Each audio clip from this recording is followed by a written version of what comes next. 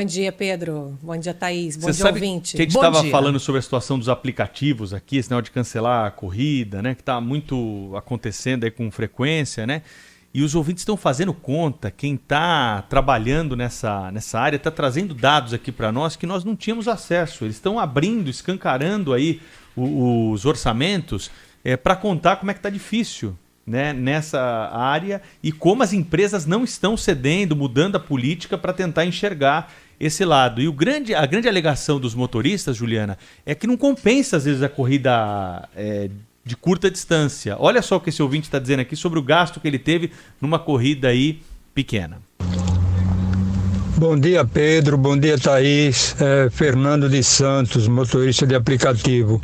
Sábado, eu fiz uma viagem, rodei 3 quilômetros para pegar a passageira e depois rodei mais 3 para deixá-la. Rodei 6 quilômetros.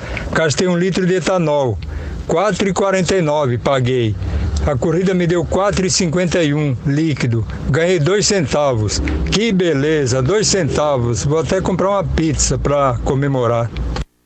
É impressionante, essa conta é incrível, né? É por isso que é bom que os ouvintes se dividam com a gente essas histórias, não é, Pedro? Porque quando você está ali pedindo Uber e cancela um, cancela dois, dá uma raiva. A gente acaba xingando mentalmente o motorista, não é? De nomes feios. Sem entender o que está acontecendo do outro lado, não é? Não, exatamente. Eu pensei, pô, que o cara tô aqui, às vezes na chuva, né?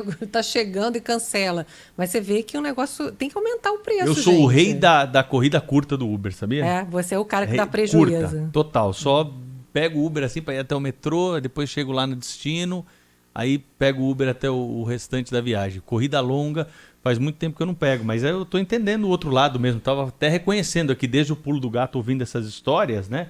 Tô mais com a responsabilidade aí para a empresa mesmo, que precisa observar e encontrar a equação, porque é quem ganha muito com essa história, do que do passageiro e do motorista que estão no meio aí desse tiroteio. Mas você ia trazer notícias da economia pra gente aqui. Encontrar a equação, mas outra, né, Juliana? Então tem várias equações. Essa do combustível, que eu acho interessante até de compartilhar aqui com vocês, é que ontem rolou aquela história, tem uma preocupação aí de desabastecimento de combustível, né? A Petrobras dizendo que não está atrasando.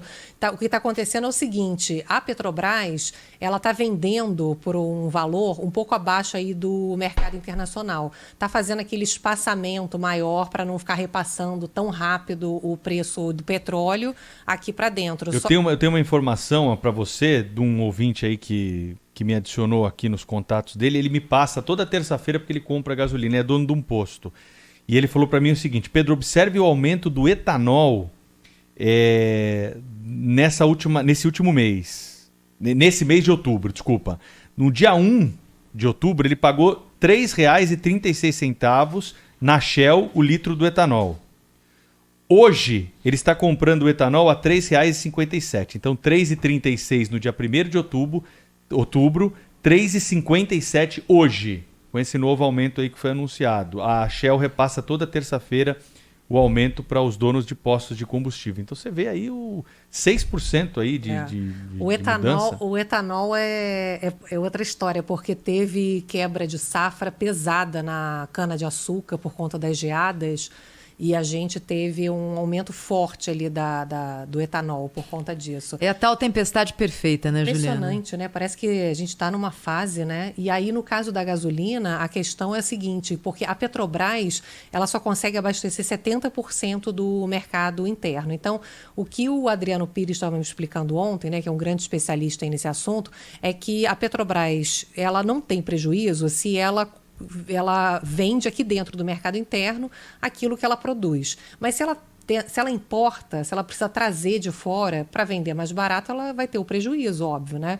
E aí que aconteceu? Agora os importadores estão com medo de importar e aí trazer mais caro do que a Petrobras está vendendo aqui dentro. E aí está pedindo para a Petrobras abastecê-los. Mas a Petrobras diz que não tem como abastecer 100% do mercado. E aí, qual que é o risco hoje? Então, o importador vai trazer esse combustível mais caro lá de fora e vai provavelmente repassar aqui para o consumidor final. E aí, no meio dessa discussão toda, você vê o problema da desconfiança em relação as leis econômicas hoje, né, as regras econômicas.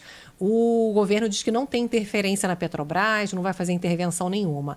Mas depois da confusão de ontem, a sensação é que tem um populismo que vai ganhando força conforme os interesses eleitorais vão se sobrepondo aos interesses da sociedade, né? Então, assim, quem garante que em algum momento o governo não vai usar a Petrobras para baixar o preço e quebrar, por exemplo, os importadores, né? Vai começar a ficar, não vai valer a pena para eles. E aí, Juliana, se eles não trouxerem, aí a gente pode realmente ter desabastecimento, que a Petrobras não tem como trazer tudo.